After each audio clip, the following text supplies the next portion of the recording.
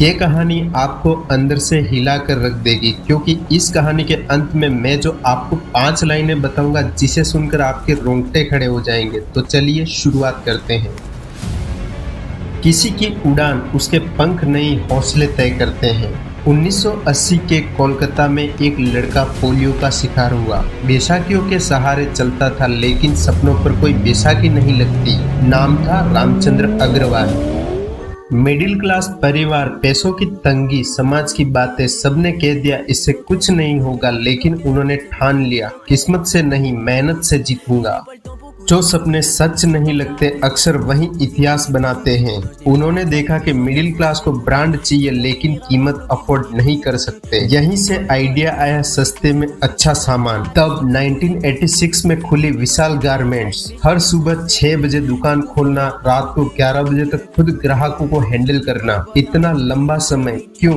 क्योंकि कामयाबी का कोई शॉर्टकट नहीं होता। और फिर धीरे धीरे एक स्टोर बना चेन, फिर विशाल रिटेल लिमिटेड। 2007 में आईपीओ, 6000 करोड़ का रिवेन्यू, देसी वॉलमार्ट का टैग। लेकिन फिर आई 2008 की मंदी। बिना नींव के महल ज्यादा नहीं टिकते, ये तो अक्सर आपने सुना ही होगा। और फिर एक के बाद एक स्टोर्स बंद, कर्ज बढ़ता गया। आखिरकार 2011 में 11,000 करोड़ की कंपनी सिर्फ 70 करोड़ में बेचनी पड़ी। लेकिन जिंदगी में हार मानना फेल होना नहीं है, हार के बाद उठना ही असली जीत है। नए मालिकों ने रामचंद्र जी को कंपनी से निकाल दिया, लेकिन जिसे मिट्टी समझकर ठुकरा दिया गया वही एक दिन सोना बन गया। 2012 में उन्होंने फिर शुरुआत की, लेकिन इस बार नाम था V2 रिटेल। उन्होंने ऐसा नाम जानबूझकर रखा ताकि विशाल की याद लोगों के दिल में बनी रहे। और साथ में उन्होंने टारगेट किए छोटे शहर, छोटे स्टेप्स लिए और बड़ी सोच रखी।